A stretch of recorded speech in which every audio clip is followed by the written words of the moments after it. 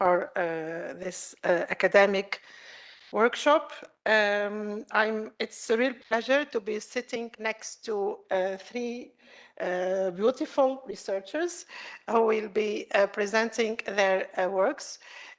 Before we start, I'd like to express again my deep thanks to an amazing organizing and scientific committee with whom I have had the pleasure to work since about 10 months now. And I'm really happy to see this come into reality. Our first speaker today, or in this session, will be Hannah Scott Duker. She will be talking about translation studies and the ends of growth. Hannah is from the Department of Comparative Literature and Cultures in Queen Mary University of London. Hannah, without further delay, the floor is yours. You have 20 minutes and 10 minutes for discussion.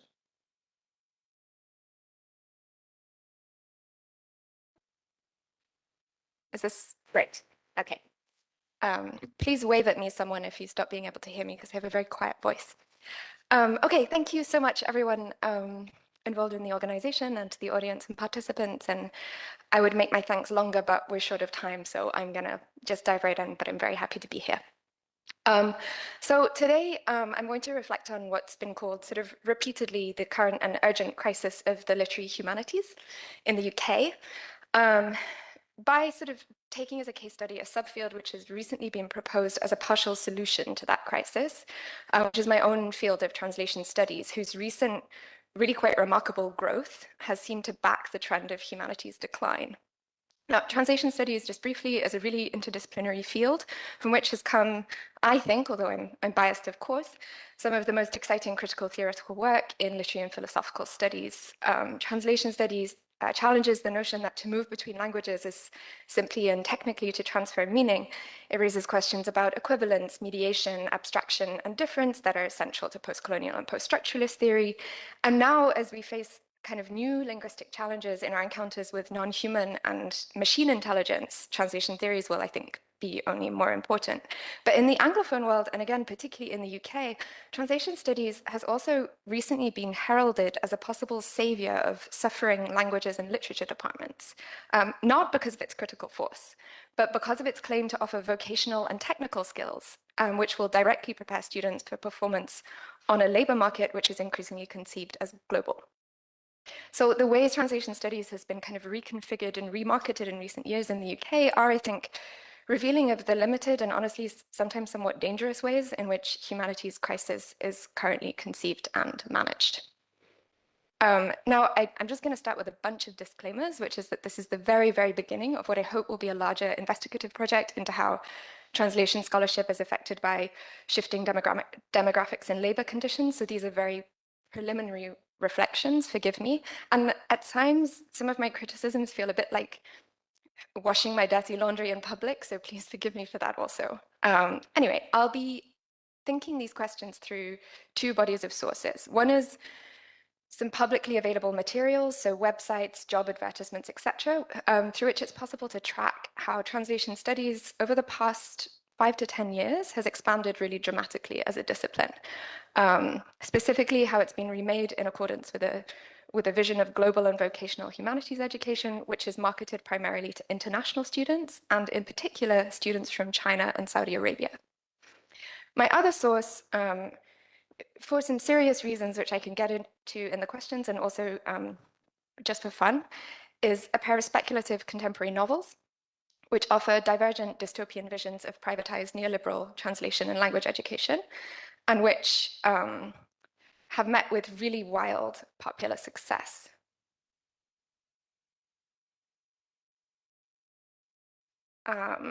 These are they.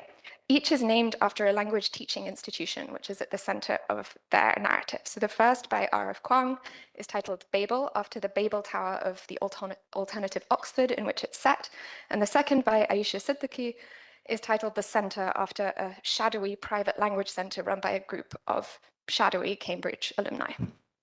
So as literary objects, which were precision produced for consumption by a hyper-specific, hyper-surveilled and gendered audience, namely fans of an internet subculture called dark academia, These texts both discuss and embody the commodification of humanistic knowledge, which is reshaping academic and literary life, particularly in translation studies.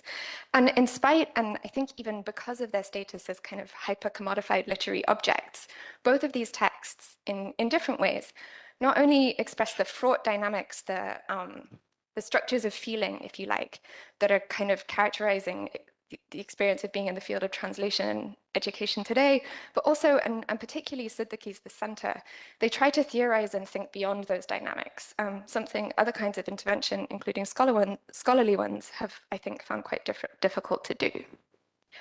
So before I dive in, just a word on crisis, which is a word we've been throwing around a lot today, but not necessarily defining. So invocations of crisis, as Janet Reitman has recently argued, are things which seem to hearken radical new futurities. So crisis provokes critique that should open a new future.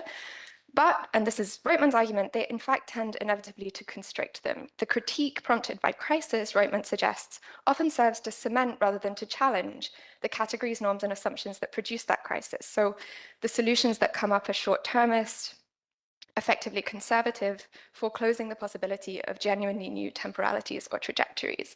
And thus they produce a series of further and permanent crises. Reitman is writing about the mortgage crisis and the failure in responses to the mortgage crisis to challenge the central notion of debt and of bad debt. But I think her analysis is pretty pertinent to constructions of and proposed solutions to our own crisis of the literary humanities. It's a crisis currently understood as one of contraction. So in a marketized education system where universities rely on student fees, falling student numbers are a death knell. And responses to this crisis don't tend to challenge marketization itself. Rather, they often offer a common sense solution. Contraction must be countered with growth. And the expansion of translation studies is a recent and apparently successful example of this. But as Reitman warned, such an example or such a success has its limits. So replacing falling numbers of domestic students with international ones, as translation studies has tended to do, has led to an endless search for new markets of student consumers. It also leaves programs subject to the funding whims of foreign governments as well as of their own. And in the light of the threat newly posed to translation and other technical skills by AI translation software, to market translation as the hard skills of the humanities starts to look profoundly short-termist, not to mention likely to engender further crises. So what then? I mean, if I had the answer, I think I would have a more important job than I do, but nostalgic calls for a simple return to past practice are futile, as I think the novel Babel reminds us. It painstakingly evokes the forms of imperial violence that historically and enduringly undergird visions of a kind of old-style ivory tower. And in the center, Aisha Siddiqui invokes the primary taboo of cannibalism to illustrate in vivid detail the self-consuming endpoint of endless corporate growth. So neither the novel offers us a path forward, theirs is a fairly nihilist politics, but they do, I think, offer us some new places to look for the solutions we need, and I'll end by talking about that. Okay, so what and where is translation studies today? The field has a really long intellectual history, which I will skip, but in the UK, its institutional history coincides with the 1990s shift towards marketized higher education.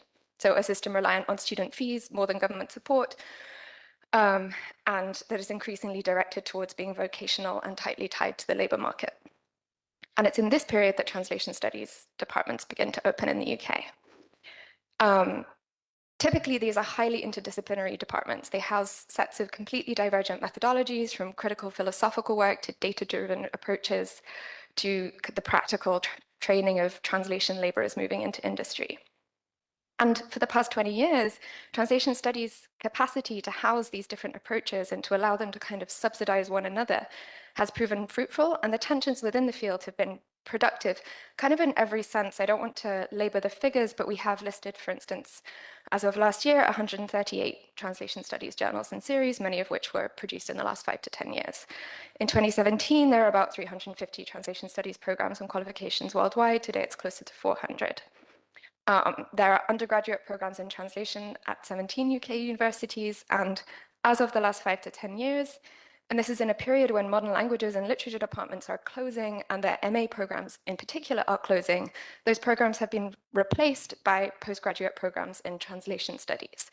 So MAs in translation or translation studies are at 44 UK universities. That's about a quarter, just over a quarter of all UK universities. And some institutions like Leeds, Bath, Birmingham, and Exeter have as many as 6 or 7 different translation MA programs listed. And just as a note, jobs follow. So in my own subfield, almost all of the jobs at a junior level in Arabic literature, which shockingly to no one is not a lot of jobs, but all of them in the last several years, with the exception of one, have required expertise in translation studies. And the kind of interrelation of Arabic and translation studies is something I'll talk about a little later. So in a time of a crisis of contraction in the literary linguistic humanities, this is growth, right? And perhaps it should be hopeful. But it's growth of a very particular kind. So first, the growth of the field actually and consistently takes the form of a kind of proliferating specificity and fragmentation.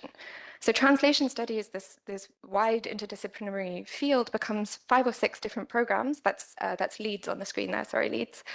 As institutions attempt to target their products to more specific consumer groups.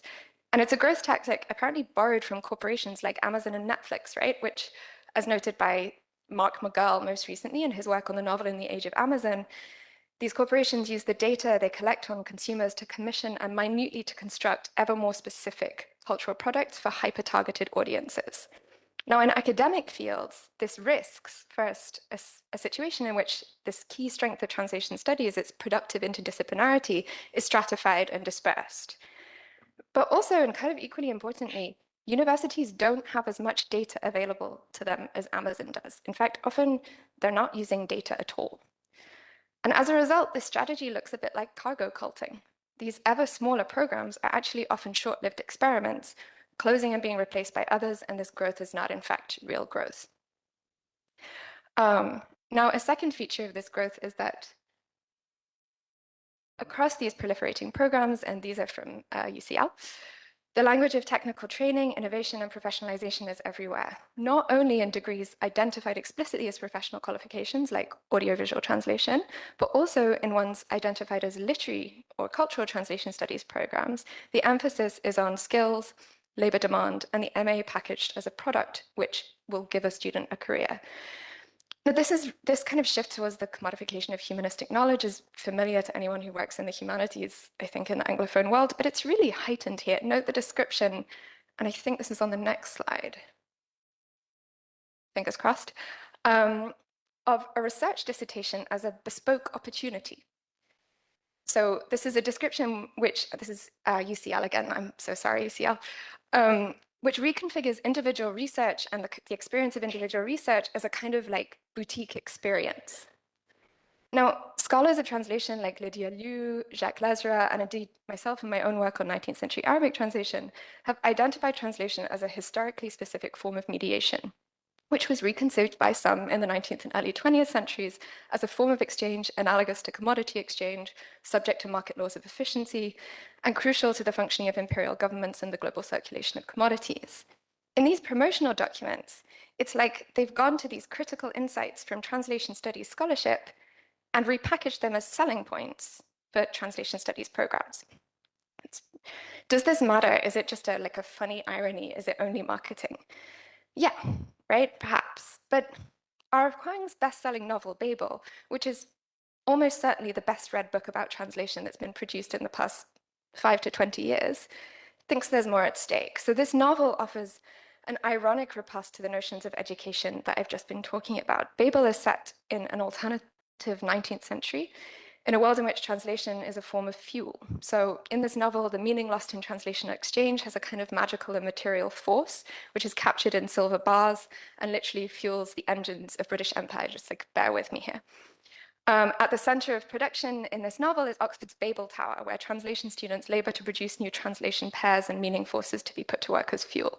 So the time period is like 19th century industrial capitalist, but actually this is an ideal neoliberal fantasy of vocational humanities education. Unlike the feckless literature students with whom they sometimes interact in the novel, the translation students are serious workers. They're looking ahead to glittering international careers in empire. They directly use their skills and training in a wide variety of workplaces, and they reflect their success back on their institution. It's like everything UCL or Leeds could hope for. And yet, the world of the text faces a problem. It's difference between words and between languages that unleashes the energy of translational loss. And as European languages and cultures become more imbricated, that difference is fading. So to maintain its supremacy, to fuel its engines, the Britain of the novel looks ever further afield to the mining of greater difference, basically to more distant languages. And so the protagonists of the novel are translators recruited somewhat voluntarily from imperial and quasi-imperial territories from Haiti and India and China, brought back to England to use their native language capabilities in service of the empire. These protagonists immerse themselves in linguistic and humanistic inquiry, and for a while they have a lovely time in Oxford. But over time, they come slowly to realize the dark underside to their successes. In a world where Britain has a virtual monopoly on translational fuel, their labor is serving a vastly unequal and exploitative system. Their work precipitates endless conquest and war because the empire has ways to grow and translation is its engine. Now, Babel is obviously not a data-driven study. It's a lurid post-colonial fantasy of translational power. But its critique of the instrumentalization of humanistic knowledge is, I think, a pretty sharp one. And in identifying translation education as a form of colonial extraction, it does gesture to a second uncomfortable feature of postgraduate translation and literary humanities education in England today. So translation studies MAs, to return to the kinds of materials I was talking about prior to the novel, are also and explicitly identified as offering passage into an international and global marketplace. And just for fairness' sake, this is from my own institution, Queen Mary. Now, the term global in texts like these does a lot of work. In an education system in which international students pay much higher fees than domestic ones, MA programs in the quote-unquote global north here in the UK have increasingly become products targeted specifically at those international students who, particularly post-Brexit, are targeted from the global south and whom the university needs to subsidize its domestic undergraduates. So it's a global with an inbuilt hierarchy. Now, discussing humanities education in Singapore and the Philippines, the translation scholar Vicente Rafael argues that Anglophone humanities education is there quite explicitly conceived as a channel for the transit of labor into global capital. English is the lingua franca of global commerce. English is a measure of labor's competitiveness. It's a means of exchanging labor for profit. Translation studies programs in the UK, I would suggest, are following Singapore's lead. So it's translation to and from English, exchange with English, facility to move in and out of English that makes these programs global in scope and makes them a selling point to international students.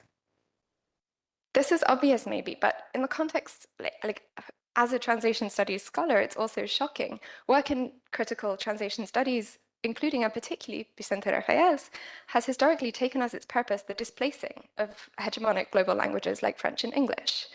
Translation theorists were some of the first to draw attention to the long multilingual histories that inform or undo dominant philosophical concepts, and to how plays of difference and equivalence across languages shape our political realities. Obviously, this work is still being produced, but you wonder for how much longer. There's surely an irony and perhaps a future danger in the disciplines currently serving to sell and to cement the very dynamics that it critiques. Moreover, and this is the sort of final major point, a glance at both individual programs and job advertisements in the UK reveals that in the past 5 years or so, UK translation studies in particular has reoriented itself specifically around traffic between English and 2 other languages, Chinese and Arabic. So in general, MA programs on offer in the UK cater to these languages as well as the main European ones. But in the past couple of years, several universities have created specific name degrees in Arabic English and Chinese English translation. These are obviously major business languages, and they're also languages that have historically been underserved by the translation technologies, which have already automated a lot of translational labor. But there's also a more specific impetus. So job advertisements for Arabic and translation studies lecturers at Cardiff and Liverpool last year explicitly mentioned the need for supervisors for PhD students in translation studies from the Gulf and Saudi Arabia who are applying in large numbers with government funding to UK universities, and my own experience in the field sort of supports this. The implications of this are fascinating, and a deeper look at the politics of translation studies in Saudi is something I hope to pursue. But on one level, there's something exciting potentially about this reshaping of a UK-based discipline around the priorities, preferences, sensibilities of students working in languages historically neglected by the Anglophone humanities. I know the conversations I've had with my students are already reshaping my own work, and this kind of makes for hugely lively and exciting classrooms. Anglophone translation studies has always been fed by global student movement. The most important theorists in the field, Vicente Rafael, who I use a lot, Gayatri Spivak, Edward Said, Lydia Liu, were international students at one time in the UK or the US. But the particular situation of the UK, the orienting towards particular countries, also brings discomforts. These are, as Kwang's novel reminds us, extractive relationships that recall colonial antecedents.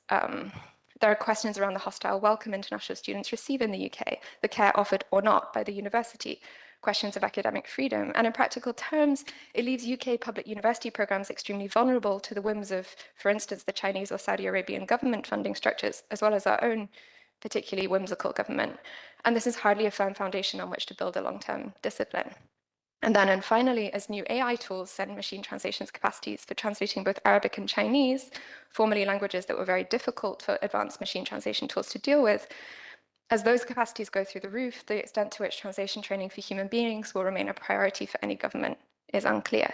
Now, I'm out of time, and I was going to end with the solutions proposed by Aisha Siddiqui's The Centre, and sort of saved by the bell, really, because those solutions are not certain. But I guess I would end by saying that the Centre, in the ways that it pushes at these, it has a central metaphor as translation as consumption, specifically as cannibalistic consumption, which is asking us to think about, I guess, the limits of the human in communication. And I think that this lurid invocation of cannibalism, this primary human taboo, which it uses to point to the dangers of growth for our understandings of humanity and the humanities, does direct us to the kinds of questions we should be asking in our moment of crisis. Not like, how can we get more students to do the humanities? How can we trick them into studying literature by saying it'll get them a job? But what is human doing in the humanities? What is the relationship between education and skills when technologies have skills we can only dream of? How do our institutions function? And should they in fact continue to do so? That's the work I think we should be doing. Thank you. Thank you. Thank you, Hannah, for raising all these critical reflections. This is food for thought. I think everybody has started thinking about all these issues raised by Hannah. Any questions, comments, thoughts? Okay, maybe I'll start because you're addressing a theme that is dear to my heart. I mean, translation and okay, please, go ahead, please. Further. I am the head of Arabic and Translation Department at the University of Carthage. And we tried to launch a master's degree, professional master's degree in translation. But the major problem is the ability of students, especially in Arabic, in foreign languages. Especially English, French now. And we had in this master's degree 8 combinations. So we have Arabic, for example, Arabic, English, French, Arabic, English, Chinese, Arabic, English, Russian, etc. The only branch which was not launched until now is the branch of Arabic. We managed to launch for Italian, German, Russian, Chinese, English, of course, and French, but not Arabic. And I think this is a big danger for students of Arabic, especially, who it's a little bit an handicap, a language handicap, that they don't manage to use other languages. And also I think even for the future of translation in Tunisia, I am sorry to say that already we don't have professors of translation to supervise our PhD and master degrees, and this is the crisis of translation in Tunisia. Thank you. Thank you. So you see, we do have the crisis as well. Professor Shwari, please. Thank you, Hannah, for your thoughtful presentation. And it is one of the presentations that evoked multifaceted issues that I don't think questions evoked can be answered. So maybe it is open for discussion as regards controversial issues. I'm not specialized in translation, but we already know that translation is the most complicated, as far as I see, module of teaching or in terms of its practice, because it is culture-based. And whatever could be the threat encountered by the artificial intelligence or the developing technology in translation, to my mind, nothing can replace the intricate issues of history and culture-based translation when it comes to different nations worldwide. So this is one point which is open for different questions. There is something else. I saw it in the abstract, and you've been mentioning it in terms of when you talk about the languages translated, and maybe according to our place in Tunisia now, we raise the question, what is the place of Arabic language in the field of translation studies? Is it a question of readership? I mean, how many readers? Or is it a question of marketplace? Is it a question of funding? Is it a question of culture-based, political-based issues or whatever? I'm raising this issue to see your mind about what is the state of Arabic translation in the Center of Translation Studies, and thank you. I leave the floor for others to ask. Thank you. I'm not a translator, but I happen to teach Flaubert, Proust, Kafka. I adored Scott Moncrieff's translation of À la recherche du temps perdu. In fact, the first title was Remembrance of Things Past, and then it was revisited, and I think then it was later called In Search of Lost Time, which is a literal translation. And you know, these masterpieces are absolutely unparalleled.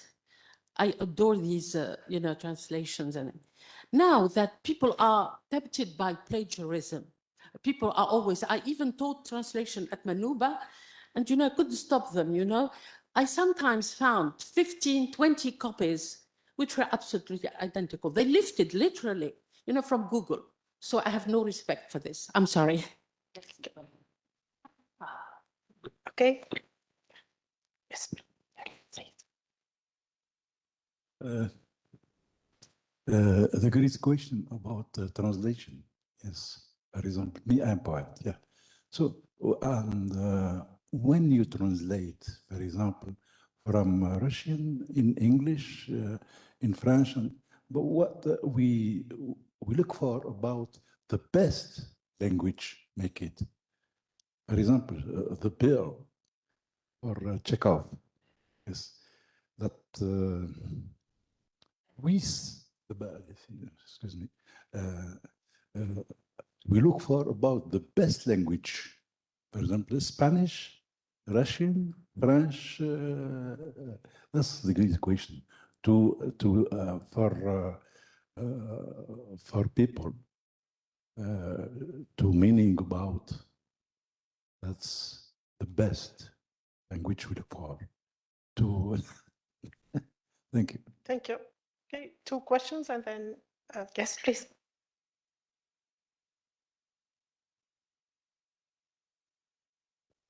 Thank you. Thank you for a great presentation. That was very energizing and interesting. I was about to ask something similar to what Dr. Chouari said. Maybe I'm a bit less optimistic, probably because I'm really afraid about AI and what's coming for research, not just in terms of translation studies, but more broadly. But yeah, I was about to ask, do you think artificial intelligence will be able also to grasp those cultural nuances that are characteristic of each language? Do you think we really need to be scared about what's coming in relation to it? And the other question relates to what you write at the end of your abstract, and you also mentioned in your presentation about the risk of an extractivist relationship between North and South, which is of course not just related to translation studies, but a broad, huge existential questions. And I know this could take hours to respond, but what do you think possible solutions could be to if not avoid, at least to reduce these risks? Thank you. And then Si Mohammed Saleh. Yeah, thank you for the presentation. That was really amazing, and I really enjoyed. So I just have a single question because, yeah, I've been reading your abstract and hearing your presentations, and given that in the English-speaking academia, translation studies are like quite particular in regard to other countries, like who speak other languages, which are not the official ones, as English is. And given that a big amount of English-speaking academics speak English only, well, so I just wanted to ask, how like the translation studies foresee to ensure the growth of the North that is not at the expense of the South, given that, like, you know, the English publication, it's kind of like an, well, you know, kind of like a big, well, a big business, and everything has to be in English. And if you publish things in other languages which are not English, are not of the same validity and stuff, you know. And then when you go to British or Australian, American universities, then they speak English only. So I was just wondering what you have to say about that. Thank you. Thank you. One final question, Professor Amra, please. It's more or less a comment, Hannah. I'm pleased to hear you giving us perhaps some, I wouldn't say optimistic, but at least a different perspective. I was reading the Tunisian poet Adam Fathi, was talking to him about his translation of Cioran, and he said this amazing phrase that stayed with me. He said, "Ana akilu lahmahu al-adabi." This is amazing, and I can't even translate it because he's not saying lahmahu al-adami, he said al-adabi. So that's with the cannibalism you're talking about. Yeah. And you don't have to answer my next question, just think about it maybe. How would you carry cannibalism when the cannibalizer is a machine? Yeah, thank you. Thank you. Okay, one final comment by the chair, if you like, if you accept this. Okay, final. Few months ago, I had a testimony. You've been there, Hamsalah, with Amira Ghanim, and she told us about the fact that, translated to Italian, her book, the story is not already her. So it's a difficult. It will be interesting to question about if the text is the property of the text and the originality of the text.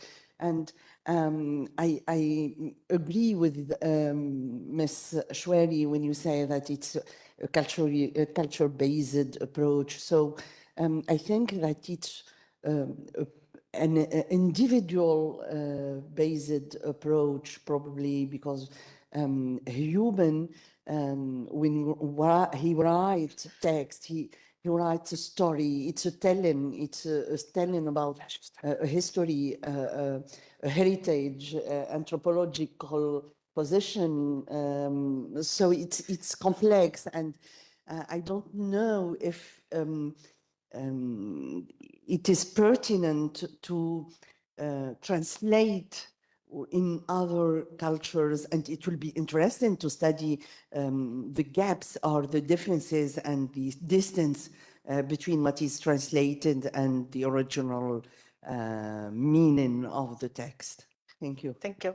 Okay, I'll seize this opportunity to make a comment from my background as a linguist and interested in translation studies from a linguistic point of view. And I should say that I feel rather optimistic for the future of translation studies, but I think the problem is to settle the ground where you are standing.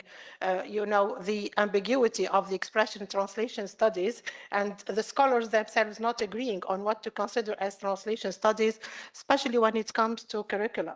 Are we training translators, or are we training translator scholars? Okay, so you see the dichotomy between translation as a field of study, I mean comparative translation studies, systemic functional translation studies, and all this stuff from the maybe the research MA perspective, and then the other side from the practitioner perspective. Are we training interpreters? Are we training professional translators? And now with the emergence of digital communication and all the forms of digital communication and simultaneous translation and 7 versions of the same text appearing at the same time, we badly need the translators. So how to remedy this? And from my perspective, and I'll be subjective here, the best way is to have a linguistic training, but this does not exclude the cultural training and all the, and you said it yourself, translation is interdisciplinary. So I don't think it's a crisis, but in fact, we just need to stand on a solid ground before thinking or before starting thinking about it. And thank you. Sure, thanks. I'm going to be really brief and I'll divide these into 3. I would just say on that last point that I think that was sort of my point, that there's a strategic ambiguity to translation studies as a field, which I'm worried is being lost. So I'm worried that the critical capacity of the field is being lost. Like previously it's been a strategic ambiguity and now it's being lost. I'm going to divide the questions into 3. So I'll do my best. So one was about the place of Arabic in translation studies. I could talk about that for a really long time. I think for now I'll just say that within Anglophone translation studies, the field of Arabic translation studies is super lively. Some really important work across like multiple different kinds of translation studies is coming out of Arabic translation studies. There's lots of different reasons for that. I'm going to leave that for now, but it's got a great place, I would say. The second one is about solving the problem of north-south extractive relationships, and I've got 30 seconds, so I don't. That's a big one. I'm gonna thank you for that question. And I mean, I think there are obvious examples. There's finding serious ways to decenter English would do a lot, because currently you have to come to the Anglophone world to study, to be respected in the humanities. We don't actually decenter English. We talk about it, but we don't actually do it. Bilingual journals like Alif is a good example of somewhere that does actually try to do that. So bilingual, trilingual journals, maybe on the model of Lotus.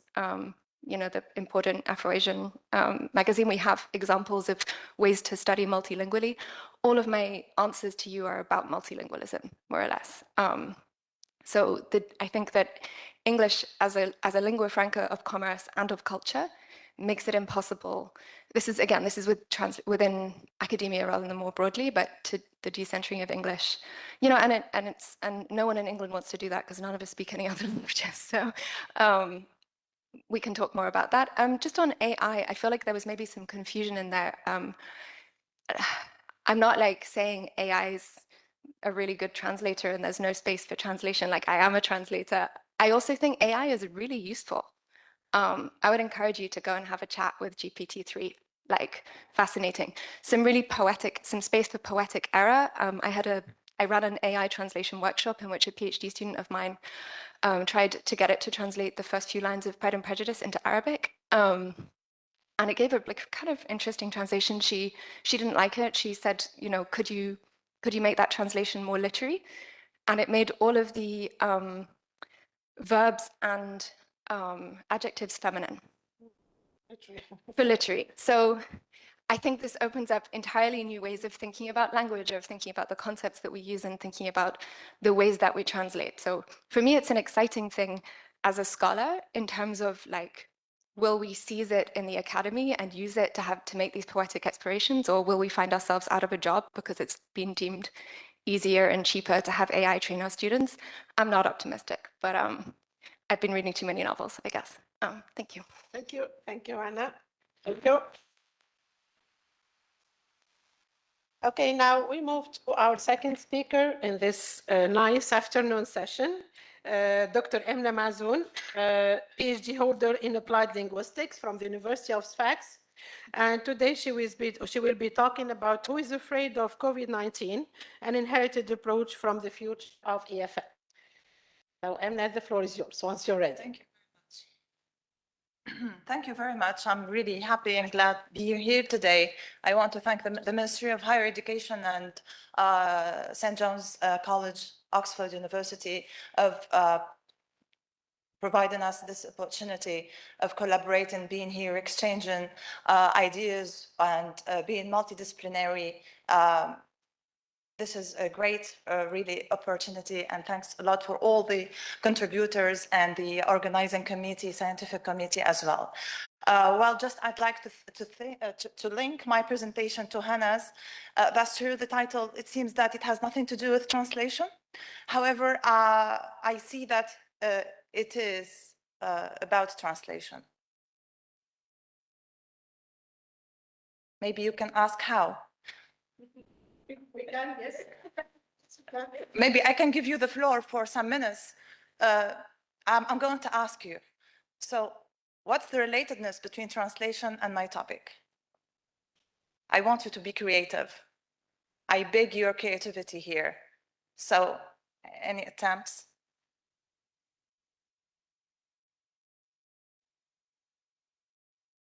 Maybe not translation in its literary sense with translating from one language to another, but here maybe.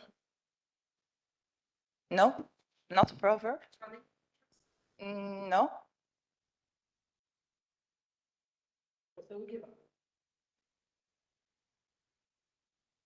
No, I'm sorry.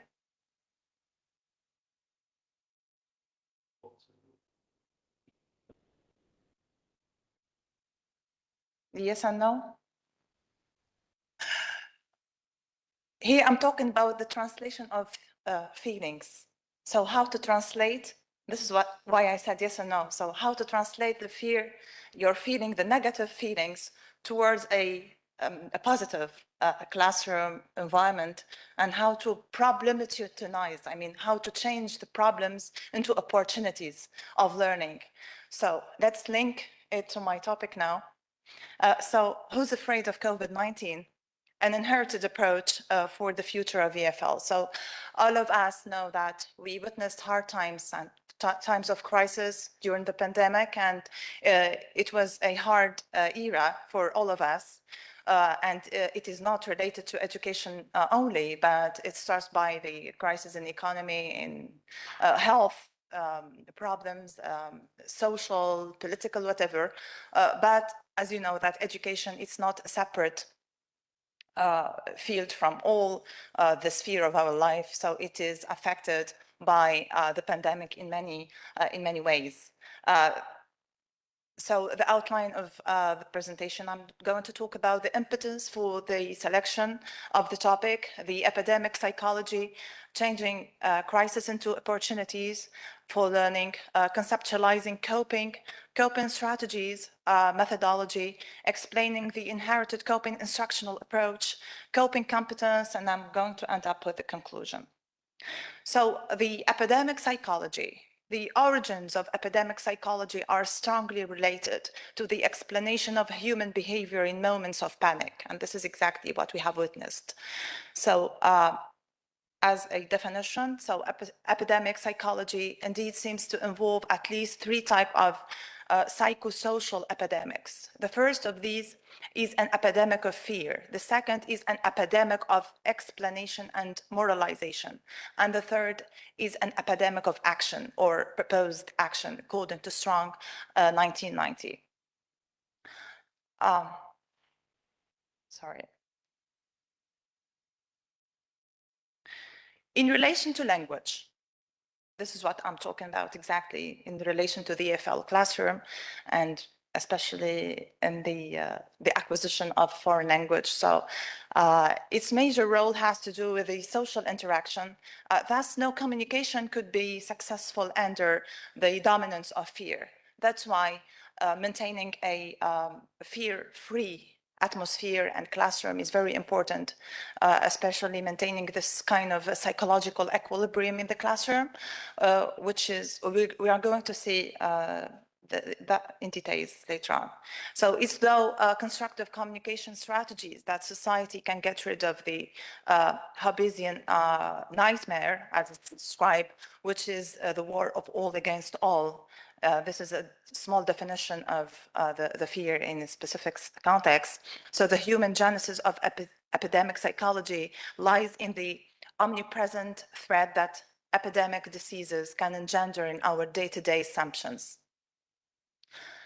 Epidemic psychology can only be conquered if communication takes place to overcome the negative effects of crisis, confinement, and fear. The roots of this proposed pedagogy can be traced in the critical pedagogy proposed by Freire, 1970. And when I say Freire, this is the founding father of the critical theory, and he gave the birth of the concept of the radical pedagogy and transformative pedagogy, how to deconstruct the basics and the assumptions related to the classroom pedagogy. And here, this helps me to talk about the changing crisis into opportunities, what I labeled problematizing. So Feldman, 1992, approached the role of the teacher on the one hand to access, but not foreclose the crisis. So here, the role of the teacher is very important in the classroom, although many approaches tackle the teaching or the pedagogy in the EFL classroom as learner-centered, and they give priority to the role of the learner instead of the teacher. However, the role of the teacher is omnipresent, and here I'm focusing on teachers' role in times of crisis, and I give high priority to teachers' psychological equilibrium and how to help the learners in times of crisis. When I say crisis, not only COVID, but also war, other problems. So just COVID is just as a pretext to tackle this topic. So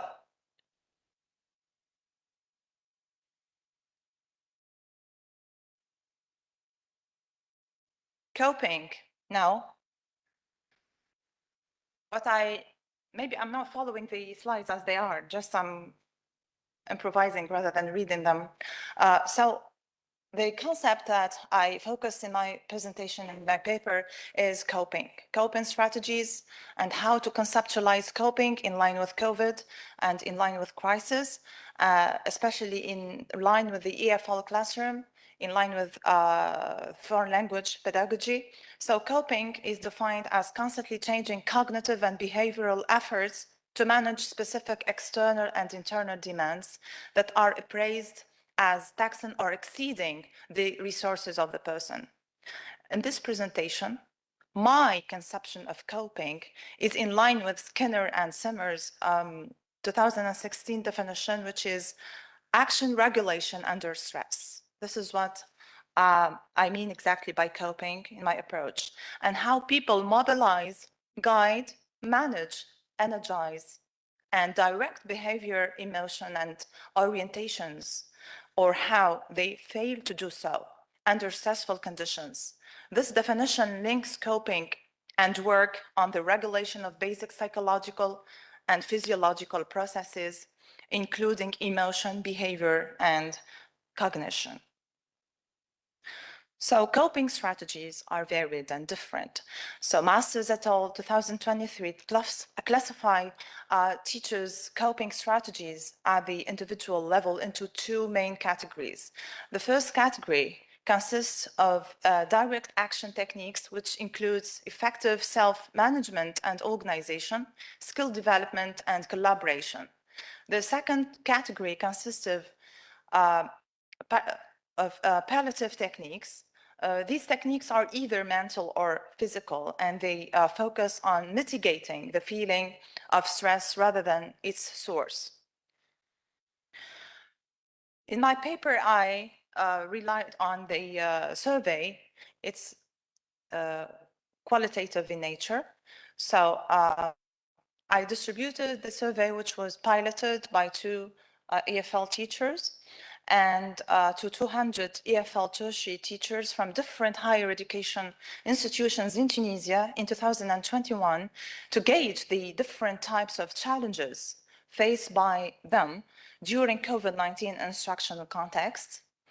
And the survey was made up of 11 open-ended questions, and it took about 15 minutes to administer. I opted for a thematic analysis following Brown and Clark 2006 framework of analysis. And I generated different themes, different codes, different subcodes, according to the classification of the framework of analysis.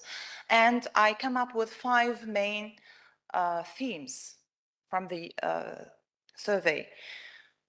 So these generated themes help me to think about this inherited approach that I propose in my paper, and which is tightly linked to the Tunisian higher education context, since it was based on a small study.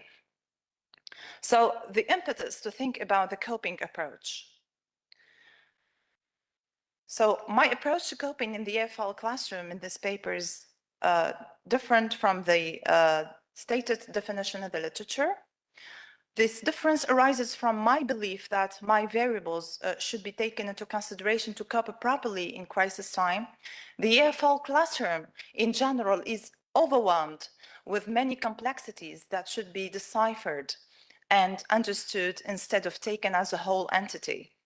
In the Tunisian context, teachers suffered a lot from the inappropriate conditions and the psychological instability that they faced while teaching online during the COVID-19 period. Here, it's worth mentioning that the Ministry of Higher Education during COVID made a great effort to empower teachers, higher education teachers, with different programs and systems, how to incorporate Moodle, especially, and they made training, professional development training to all university teachers, how to maintain, the courses online and how to make, as natural, face-to-face milieu and interactional context.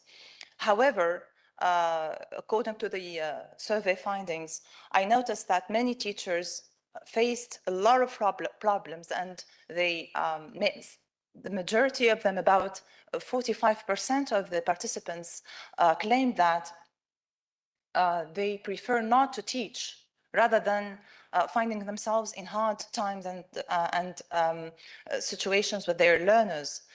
Here, I'd like to draw the attention to a basic and critical element that professional development is not just for momentary or related to a crisis. For example, it should be a continuous process. That's why now the approaches of professional development, they are no longer valid, but we talk about continuous professional development. Even if you Google, we find CBD rather than just professional development. So without this continuity, there is no professional development. And for example, now, I don't think that teachers are aware of the new technological, trends in using technology online. Just momentary and if they need that. However, I think that it should be established as a system for to immune ourselves pedagogically. This is what as a vaccine. So not only what I can say is Pfizer, pedagogical Pfizer, if you want, to maintain our to strengthen our immunity pedagogically for maybe future crises. I don't know. I mean, this is my personal reflection on my findings. The lack of readiness and awareness about how to cope pedagogically in times of crisis represents a major factor in causing these problems. Thus, I attempted to decompartmentalize, I use Jakobson's concept here, the Russian formalist, these complexities in this approach to gain a new understanding of how to cope with the instructional challenges. The approach is informed by the challenges imposed in the EFL context in Tunisia during the COVID-19 period, and this approach is an attempt to raise questions about how to meet challenges in the future on the basis of past experience. In other words, to learn from the past, to reflect on the present, and to enlighten the future. Now, give me please the opportunity, and I need your attention, to talk about the initiated coping instructional approach. On the basis of my findings, I focused on these 5 domains. I'm going to talk about them later on in the next slide. But so coping, domains of coping here: cognitive domain, strategic domain, psychological domain, socio-ecological domain, and logistic domain.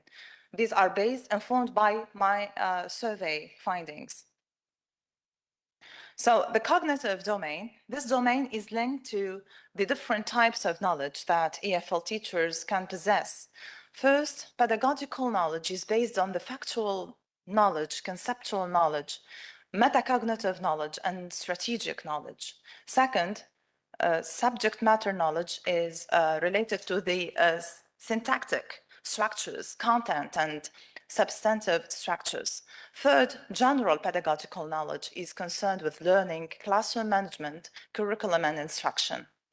Pedagogical content knowledge is about knowledge of students' understanding of the curriculum knowledge, knowledge of instructional strategies, and knowledge of context in relation to the student community, district, school, etc.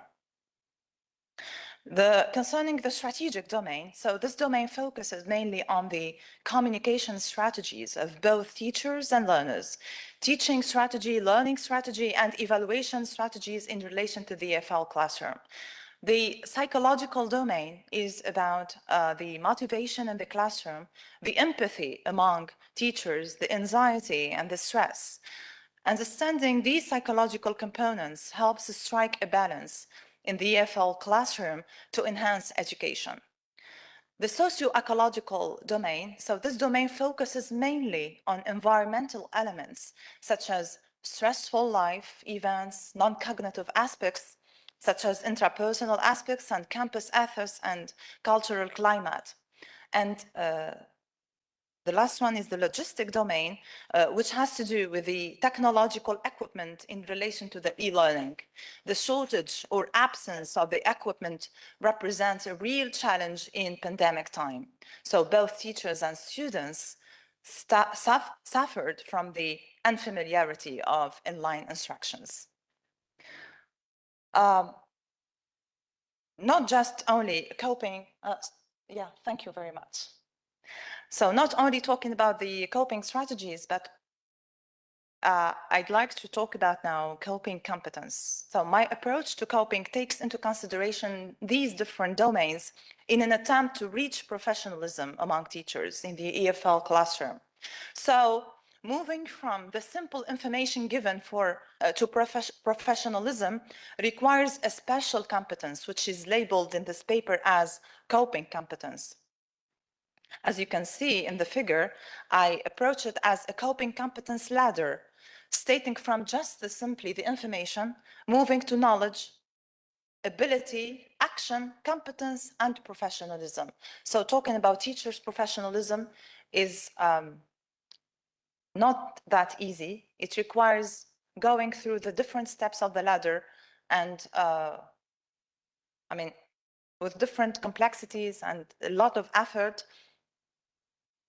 By this token, transformative learning is seen, by the way, learning here, I'm talking about the teacher's learning, because learning is a non-stop process. It is a teacher's, professionalism requires transformative learning, and this seems in light of the interactive associations, which fosters the chances of reinstalling structures and revising conditions that produced the crisis. Teachers should manage the micro-crisis at the individual level. To do so, teaching strategies have a pivotal role in supporting learning from the individual level to the public level. According to Patent 2008, ascertains that educators should provide students with the opportunity to examine crisis by focusing on what is there and what is there not. To conclude, the main contribution of my paper gives a broad understanding of coping, which is perceived as a competence rather than simply a strategy. It's highly recommended that this approach will be considered in EFL teacher education programs. Additionally, it puts forward how to learn from past experiences by turning challenges into opportunities. And thank you very much. The floor is yours, and welcome. Thank you, Emna, for addressing crises in a specific situational context, the context of education, and for suggesting coping as a strategy, coping as a competence to handle or to face crises in this context. The floor is open for any questions, comments. Yes, Janina, please. Thank you. I'm really interested in your study because I'd like to know why you chose to focus on EFL teachers and whether you think your findings are specific to teaching in that field or whether they might also apply to other subject matter as it went all online during COVID-19. Thank you. Okay, Samiha. Thank you for this information and this research. I have some questions, a conditional one. The first one, do you used or teachers questioned, have them used a pedagogical e-learning material which is prepared, because we have some of them in the British Council or Cambridge University, which are proposed for teachers as a support for an e-learning or hybrid method of learning. Do you use these materials? Or the teachers? The teachers were concerned by the survey. They use it or not? Yes, because I have a second question. Yes, please, sure. Thank you, please. Thank you for the questions. Yes, they are ESP teachers, and they are not, they are not really concerned with the different approaches. This is what I have noticed.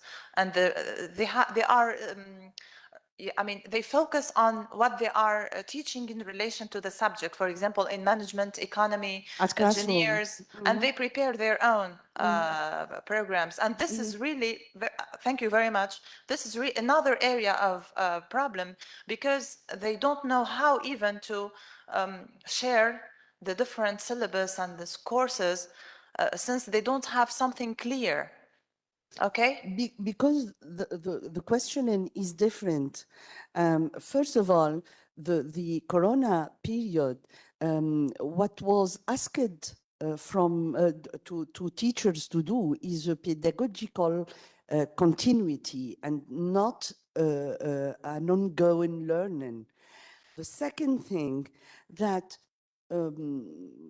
a major part, or at least not all teachers, were prepared for an online taught or an online teaching. And that's why it's very interesting that you didn't talk about in your conclusions about any digital pedagogical engineering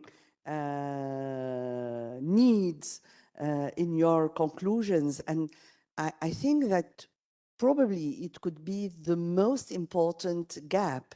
You have some conclusions which are general, but first of all, it was not, we haven't to frame a common frame with materials for teaching. And the complexity is that the surprise to have the pandemic, we were not prepared. Teachers were not prepared for it. And the TOT is practically absent for most of them on concerning digital skills or e-learning Exactly, methods. and this is what I meant by it is just not just professional development, but let's make it a continuous. Means even now, I expect that, for example, there are training sessions for teachers just for their benefits, not just in times of crisis.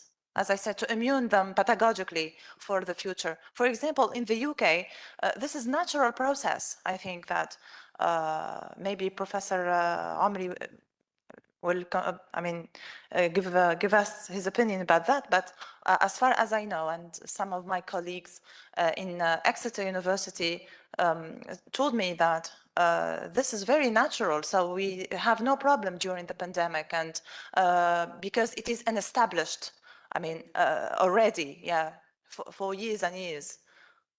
I just, by means of comparison, I'd like to be critical somehow. Do we have any more questions or Dr. Thank you very much, Dr. Zayani, for this interesting topic, in fact, and it is fashionable topic as well. So, especially in the field of teaching, learning, pedagogy of teaching, learning, etc. COVID-19 apparently was kind of blessing in terms, not curse, in relation to teaching and learning and the development that happened in that field. We witnessed an increase in computer literacy among students and among teachers as well. We witnessed also an increase in upgrading teachers and teaching methods. Different methods also emerged, localized methods maybe, to meet the needs and the resources available in every context, every environment across the globe.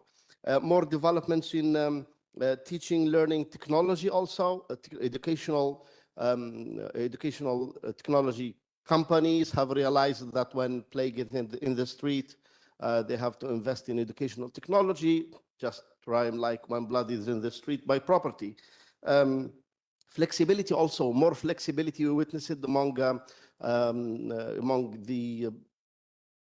administrators, but also teachers with regard to online activities, assignments, online meetings, also webinars, etc. Developments in innovative teaching materials also. So the development in the field actually was great, and I would like to thank you very much for choice of the topic. In relation to this, I also am finalizing similar research article entitled Teaching and Assessment in the Age of Corona. And yes, exactly. And it's about my experience in Saudi Arabia as head of the assessment team in relation to what we've done, in particular in details in relation to shifting from traditional teaching learning to online teaching and online assessment using different technologies. Well. So thank you very much. That's interesting, in fact. Thank you a lot. Yeah. There is a question. You just address the other question and then we should move. Yes, I think teaching. Okay. Yeah. Yes, the choice of EFL because this is my specialty. I focus in my research in my PhD and my MA. My journey in research is about EFL teaching and pedagogy, education. But very good question indeed, thank you. It could be related to other fields as well. Yeah, and of course we can generalize it if we make it in different other contexts, and this is what I'm thinking about in future publications, not only about this, but why not linking the topic not only to EFL context, but to the teaching in general with different specific and specificities. And maybe this opportunity of this gathering will open the horizons, and this is one of the benefits of that, teaching cultural studies, history, English, and we may collaborate for a paper in the future, if you don't mind, of course. Thank you. Thank you. Okay, now we shall move to our last but not least speaker, Dr. Sundus bin Hamid, PhD holder from the University of Sfax. Her presentation is a study on people's morals following economic crises in Africa during the Hafsid period. So back to history. Sundus, the floor is yours, whenever you're ready.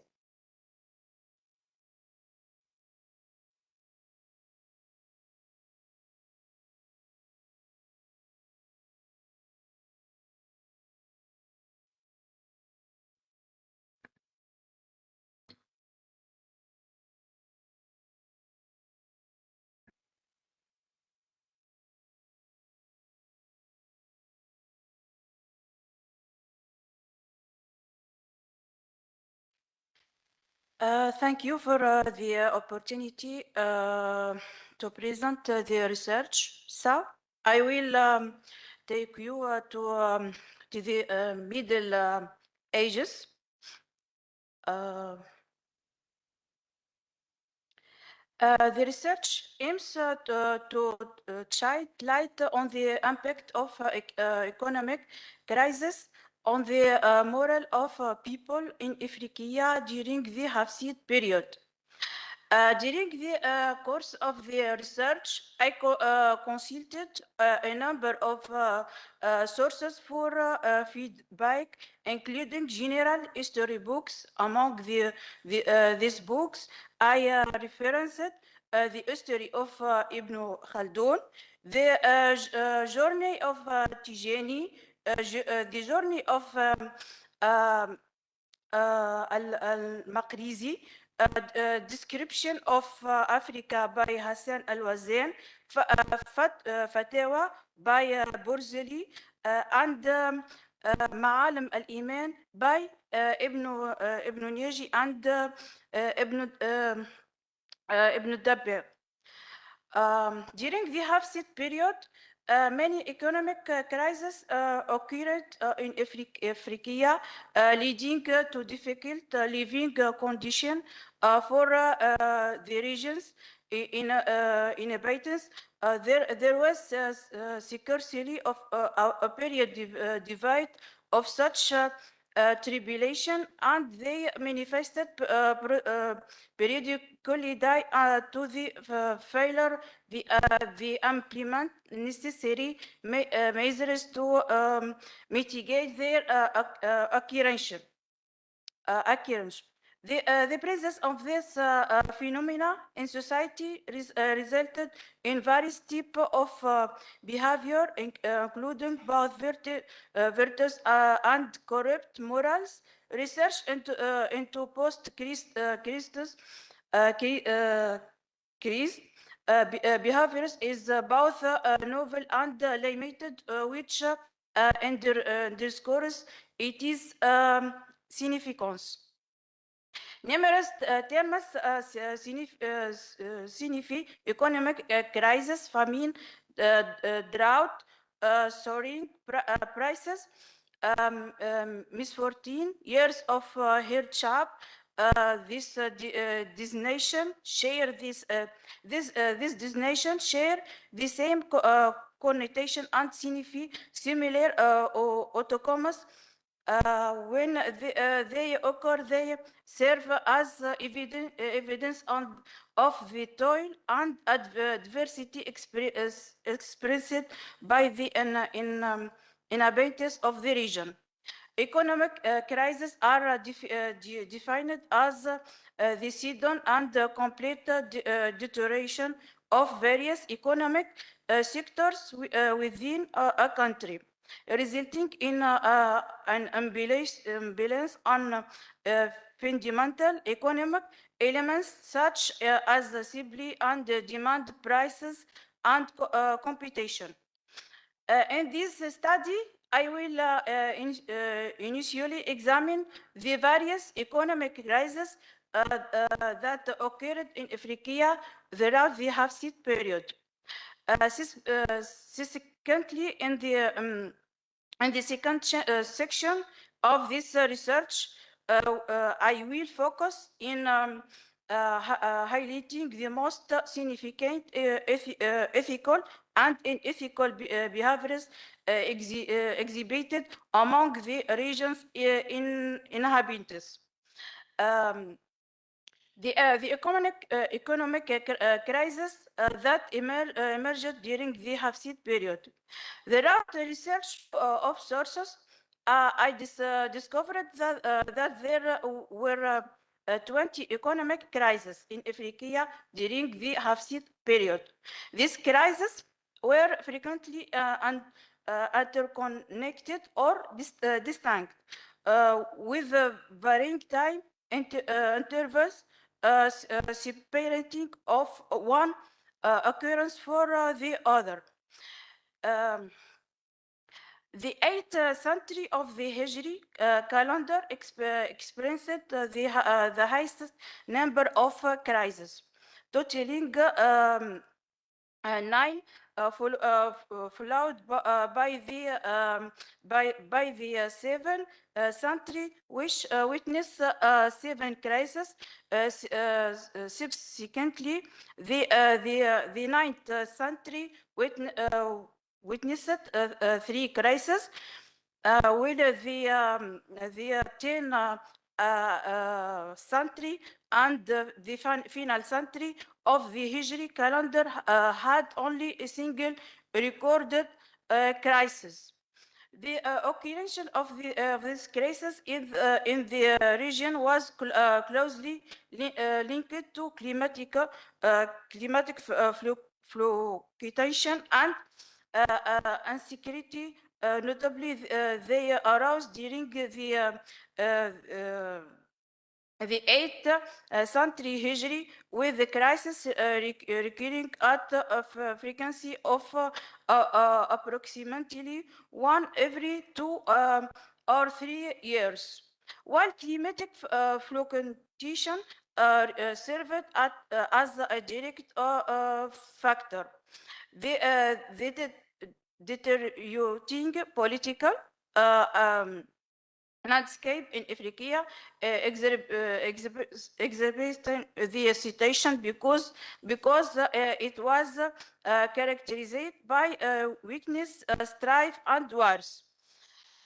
This conflict rendered agriculture work impossible, particularly in valleys, which were among the most affected areas during time of war. Consequently, agricultural production declined, thereby impacting trade and industry associated with agriculture. This ripple effect resulted in widespread higher among both rural and urban population. During the reign of Abu Zakaria al-Hafsi and his son al-Mustansar, their successful efforts to kill, arrest, and restore stability allowed the people of the region to complete improving their circumstances. Consequently, they engaged in land cultivation and agriculture, leading to improvement in trade. Similarly, during the prosperous era of the second state in the 19th century Hijri, which was largely devoid of conflict and wars, summary and advancements occurring. And the impact of a crisis on people's morals, human behaviors during economic crisis diverse in such times. Individuals often find themselves in conflict with nature, primarily focused on seeking relief from the ordeal at hand. Consequently, their thinking become restricting, leading to the emergence of aggressive behaviors or erroneous method to overcome the crisis. However, it is important to note that these ethical behaviors are not universal among all individuals. Indeed, there is ample evidence indicating that people in the region display compassion towards those who struggle to fund systems during such chilling times. The corrupt moral following the crisis, numerous aggressive behaviors among population become evident, with some resorting to violence due to the scarcity of food. The crisis exacerbated tension between Arabs and the other segments of the population, particularly stemming from perceived Arab dominance and allegation of property theft. Furthermore, the readers become perilous amid this crisis, teeming with bandit traveler, risk being repeat as exemplified by the ordeal of the jurist Ibn Qunfud during his journey from the city of Tlemcen to Constantine amidst the famine of 776. And the normal eating.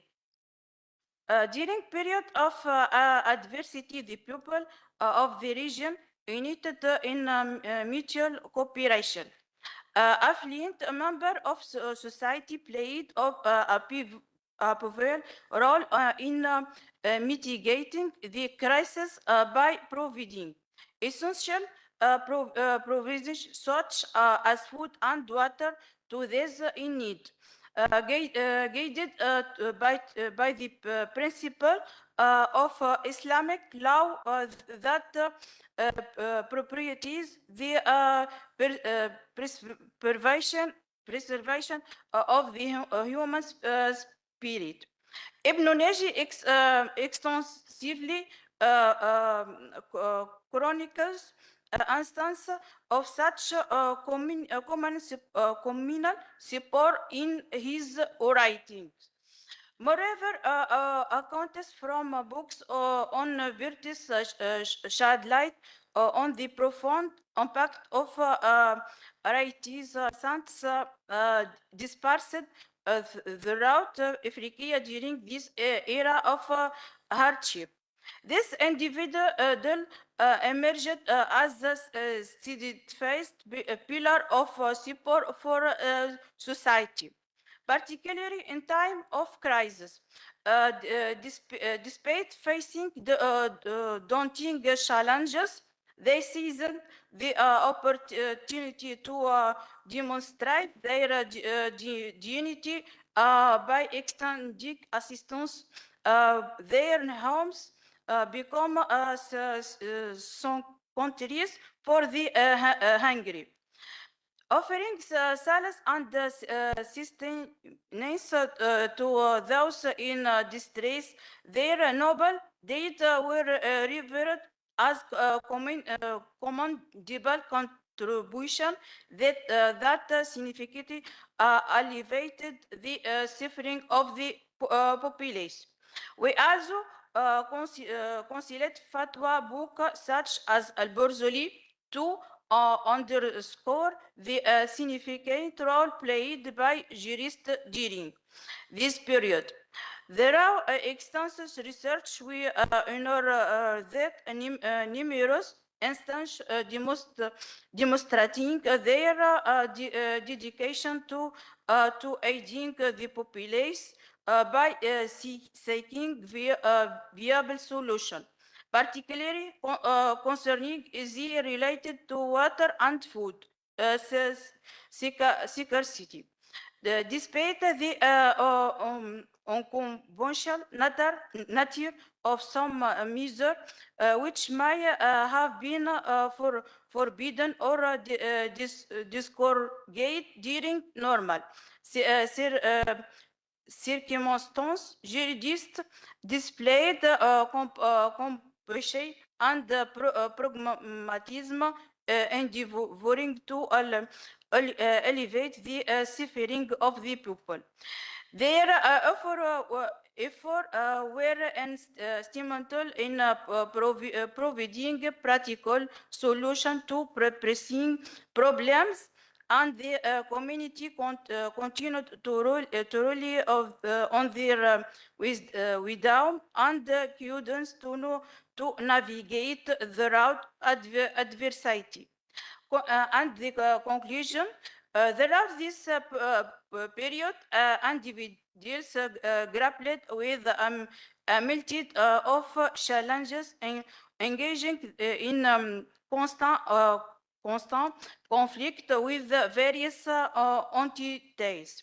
Nature, symbolized by indirect climatic fluctuation, posed a major problem.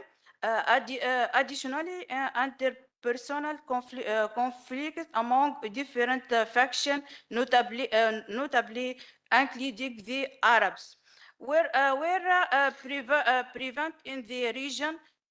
Amidst this adversity, individuals fought tirelessly for several. This struggle gave rise to a term of behavior ranging from negative to positive, as people negated the complexities of their circumstance. And thank you. Sorry. Sorry. Thank you. Thank you, Sandus. Well done. Okay, so crisis in the Hafsid period, in a historical period, and how it affected morals. Any questions, comments? Yes, please, Father.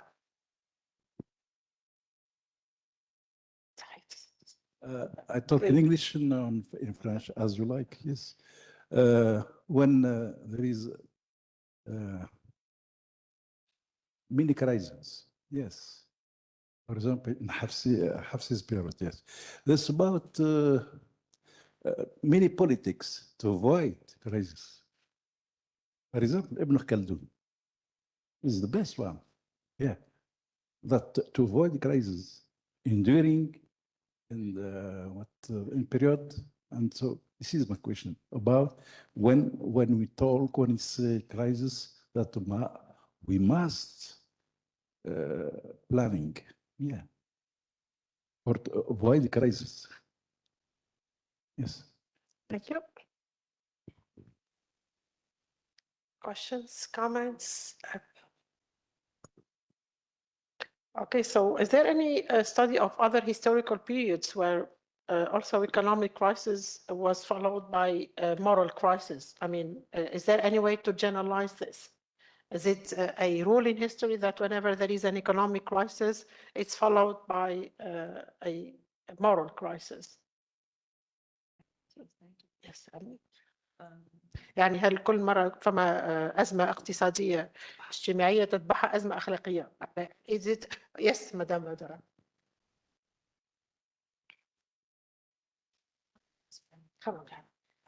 Thank you. Well, of course, it's very interesting. Crisis, as I said this morning, I'm extremely interested in the concept of crisis. Now, of course, you go all the way back to the Middle Ages. I think the title of your previous, of Dr.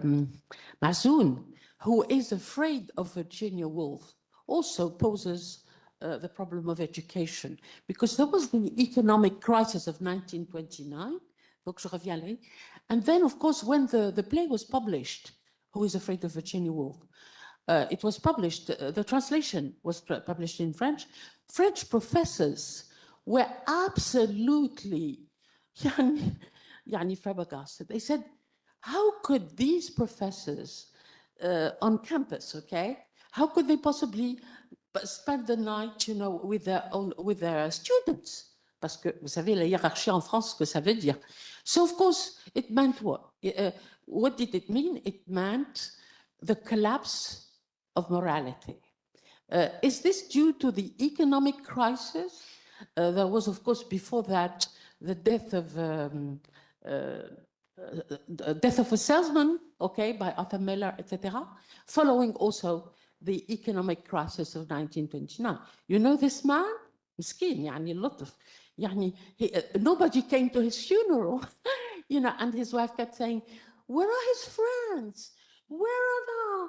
And of course, because his success, the success of his previous, chief, I think, this success was based on money, the search for money, the search for, exemplary action, etc. And then, of course, I personally thought it was absolutely dreadful. This is what we call the tragedy of the 20th century. This is why it was very successful in China, because they could identify with Willy Loman. I don't know if you remember when the play was first published.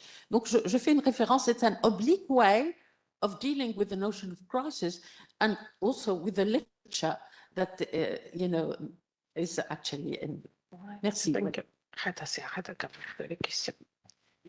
Okay, any other questions or comments?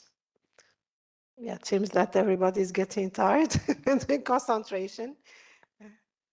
Okay, so I give the floor to Sandus first and then to Emna to respond.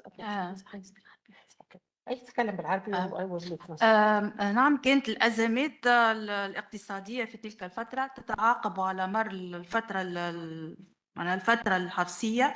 إذا الإنسان كان يعاني من العديد من الأزمات، يعني سيطرة الأعراب من جهة، كذلك سيطرة معناها الدولة كانت تفرض عليهم العديد من الضرائب، وكذلك معناها التقلبات المناخية من جهة أخرى. إذن الإنسان في تلك الفترة كان يمر بالعديد من الأزمات في نفس الوقت، يعني يتصارع مع الطبيعة من جهة، وكذلك يتصارع مع الإنسان اللي هو معناها من جهة أخرى. يعني وبطبيعة الحال الدولة الفاطمية، الدولة الحفصية في تلك الفترة كانت غير موجودة، خاصة في فترات الضعف اللي هي فترة القرن الثامن هجري. يعني الإنسان كان يمر بالعديد من المصاعب في حياته اليومية في تلك الفترة. Okay, thank you. So, Sandus, you tried to respond to my question by saying that, the multitude of crises at that period, at the Hafsid period, with a lot of pressure from the Arabians, pressure from the government, and pressure from the climate, or maybe climatic difficulties. So it was like a sort of crisis with nature and with humans. Okay, so and this resulted in the same times. Yeah, at the same time. Yeah, okay. So all that resulted in this moral crisis. Yes. Okay. Yeah. So this is what Sandus said. Thank you, Sandus. You wanted to react to Dr. Asli? Yes, please. Yeah. Thanks a lot for your comment, but just your comment paved the way to talk about something that I missed, and very, very quickly. Thank you. So what motivates me to talk about who's afraid of COVID? I am very afraid, not like all people. You know why? Yes, because I'd like to thank the Ministry of Higher Education and Sfax University of giving me the opportunity of the scholarship, because it enabled me to go to the UK to pursue my studies every year in the scholarship from Tunisia, and I'm grateful to my institution, my department, and the ministry as well. And in that year, I was banned from traveling to the UK due to the traffic light. And I don't know if you are familiar with this concept. So the traffic light system banning some countries from traveling due to the high rate of contingency. And by chance, Tunisia has the highest rate, and I was banned for more than 6 years to travel. And my scholarship is about to expire, and so I translated my fears into a paper, and later on I solved the problem. So this is the secret behind this title. Okay, thank you very much. Thank you. Okay, so I'd like to thank our wonderful speakers and our wonderful audience for bearing with us for the whole day, for the 3 sessions. Well done. Thank you very much. See you this evening for those who are staying at the hotel for dinner at 8 in the evening, and see the others tomorrow at 9. Mohammed Salah, you'd like to say something? اوكي، الشكر الجزيل الموصول لجميع اعضاء الهيئه التنظيميه وللتقنيين الذين ساعدونا. بارك الله فيكم. ميرسي بوكو.